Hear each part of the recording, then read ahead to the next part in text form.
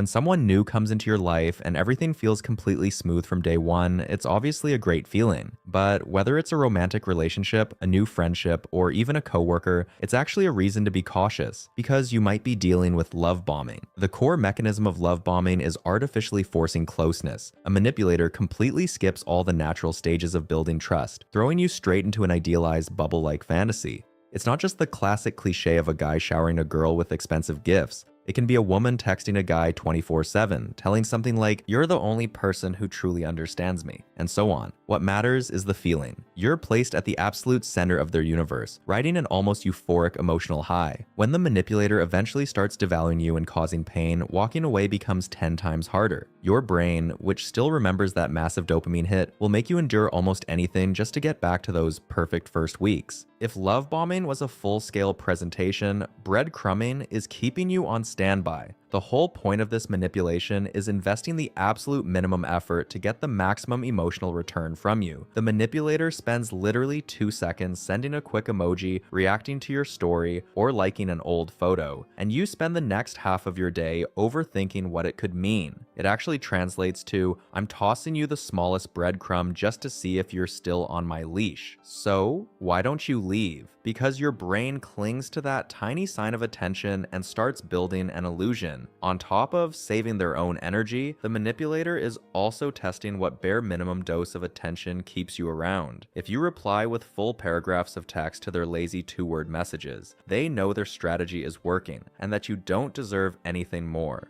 When warmth and positivity from someone come predictably and in steady amounts, we're more likely to feel upset when we don't get our usual fix than to actually appreciate how stable things are. But when you're dealing with a manipulator who carefully rations their warmth and positivity, everything changes. Yesterday, a partner, friend, or boss called you indispensable. Today, they treat you like a burden. You start frantically looking for the fault in yourself. What did I do wrong? How do I get that warmth back? Rare, unpredictable praise creates an addiction far stronger than consistent kindness ever could. This manipulation drastically lowers your standards. You patiently endure neglect, rudeness, and the silent treatment simply because you're living in a state of constant anticipation. Here's the main distinction. Breadcrumbing is a matter of quantity, whereas intermittent reinforcement is all about quality. Of course, a manipulator can easily stack both techniques. In that case, on top of contact already being scarce and superficial, getting something truly positive out of them happens even less often.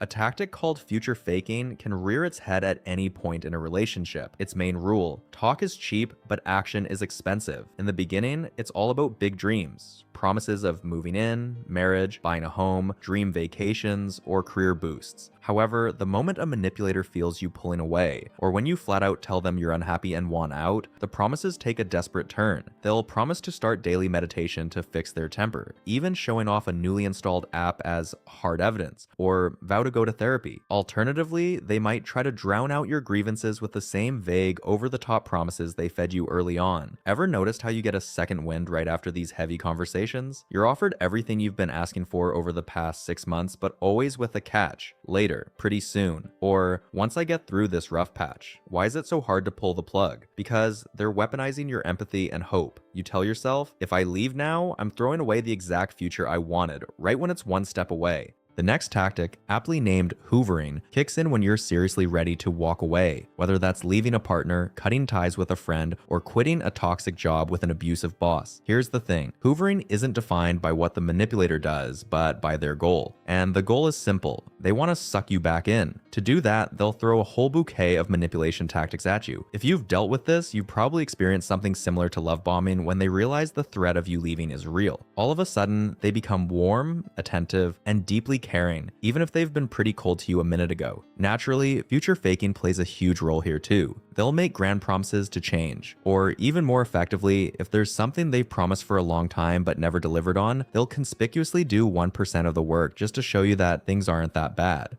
As you pull further away and their initial tricks fail, they rarely stick to one approach. They quickly switch gears. You'll hear classic lines like, "You're going to throw me away after everything I've done for you," or "You're really going to destroy everything we built." Expect anything from sudden 3 a.m. phone calls saying, "I can't live without you," to manufactured emergencies just to reach you, or even out of the blue professions of love. And if you aren't seeing each other regularly anymore, watch out for the subtle traps. If you share mutual friends, they will 100% use them to snoop on you and drop indirect hints. Then there's another annoying tactic used after you've been no contact for a while. This is when they reach out with a casual, mundane text or send a happy holidays message like nothing ever happened. The key feature here is complete ignorance of the reason you broke things off, no matter how unacceptable their behavior was. They're hoping you've either cooled down and forgotten the pain, or that you're just too polite to bring up the elephant in the room. What makes hoovering more obvious and even predictable is how the manipulator bounces from one tactic to another to regain control.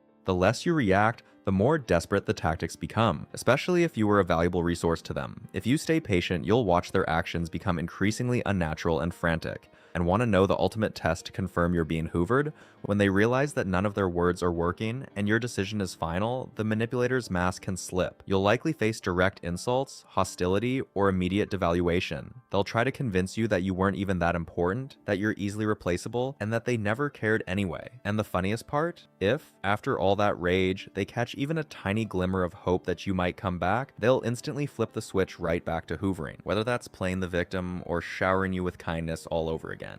Love bombing pulls you in. Breadcrumbing starves you. Intermittent reinforcement keeps you anxious. Future faking feeds you endless promises. And hoovering stops you from closing the door for good. Now that you see the whole picture, you won't blindly react to these tricks anymore, because none of it will ever take you by surprise again. And you can be sure that abusive cycles similar to this will keep repeating endlessly, landing you right back where you started if you keep handing out second and third chances.